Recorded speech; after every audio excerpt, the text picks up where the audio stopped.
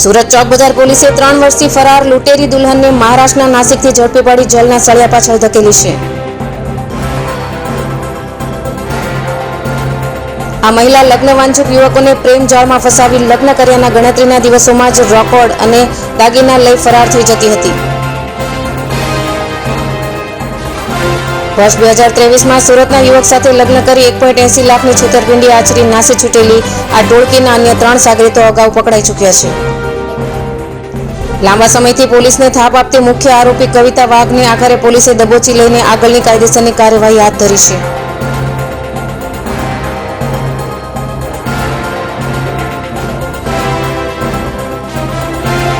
એની અંદર હકીકત એવી છે કે 3/1/2023ના દિવસે ફરિયાદી મહેશભાઈ તરસરિયા પોલીસ સ્ટેશન આવીને ફરિયાદ આપેલી કે તેઓના લગ્ન થયેલા ન હોય તો તેઓને લગ્ન કરવા હોય તો તેમના મિત્ર વર્તુળની અંદર વાતચીત કરેલા કે મારા લગ્ન થયા નથી તો કોઈ છોકરી હોય તો અમને જણાવજો. તેમના મિત્ર વર્તુળમાંથી એક અરશદભાઈનો કોન્ટેક્ટ કરવામાં આવ્યો. અરશદભાઈને કહ્યું કે મારા લગ્ન નથી થયા તો એમને એક મોમીનભાઈ છે એમનો કોન્ટેક્ટ એમનાથી કરાવ્યો અને મોમીનભાઈએ એવું કહ્યું કે સારું એમ કે હું જોઈ અને તમને કહું છું. પછી એમને થોડા દિવસો પછી કોન્ટેક્ટ કર્યો જ્યાં ફરિયાદી મહેશભાઈ છે એમનો અને એમને કહ્યું કે એક છોકરી મહારાષ્ટ્રની છે એની સાથે તમારે લગ્ન કરવા છે તો ફરિયાદીએ કહ્યું કે આ લગ્ન કરવા છે તો એના ફોટા મોકલ્યા. ફોટા જોયા કે બરાબર છે તો એની મુલાકાત અમદાવાદ ખાતે ત્યાં ગોઠવેલી. ત્યાં આગળ અમદાવાદ ખાતે છોકરીને બતાવેલી કે આ છોકરી છે તમને ગમશે તો જે તે સમયે ફરિયાદીએ કહ્યું કે આ અમને પસંદ છે અને અમારે લગ્ન કરવા છે.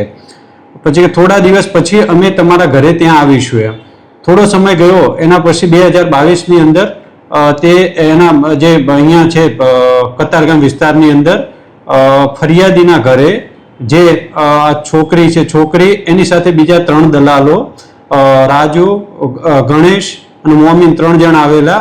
છોકરી બતાવેલી અને ખર્ચા પેટે રૂપિયા લીધેલા અને ઉઢામણાના નહીં કહી અને અલગ અલગ રીતે રૂપિયા લેલા કે જ્યારે છોકરી અનુકૂળ છે કે આ ઓકે. એના પછી થોડા સમય પછી એ છોકરીને મૂકવા માટે આવેલા કે આ છોકરી છે તમે અહીંયા રાખો અને લગ્ન થઈ ગયા છે. એ રીતેના ટોટલ 1,80,500 રૂપિયા કેશ તથા દાગીના, સાડી અને કમિશન પેટે 1,80,500 રૂપિયા જે તે સમયે ફરિયાદી પાસેથી લીધેલા.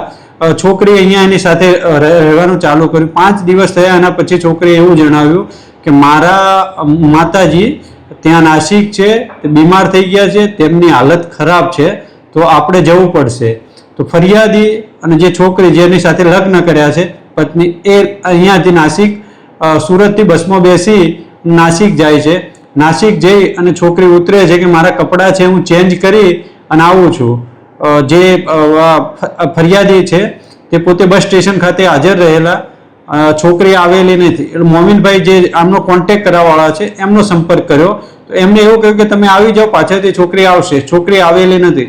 એના બાદ એમને આવી અને પોલીસ સ્ટેશન ખાતે કમ્પ્લેન નોંધાવવામાં આવેલી જેના આ કામે અગાઉ દલાલો અટક થઈ ગયેલા હતા. જે છોકરી હતી જે પત્ની બનીને આવેલી હતી તે હજી સુધી પકડાયેલ નથી. એના માટે એક ટીમ મોકલવામાં આવેલી નાસિક વર્કઆઉટ કરી અને તેને પકડી અને અટક કરવામાં આવેલી છે. 2 દિવસના રિમાન્ડ ઉપર છે.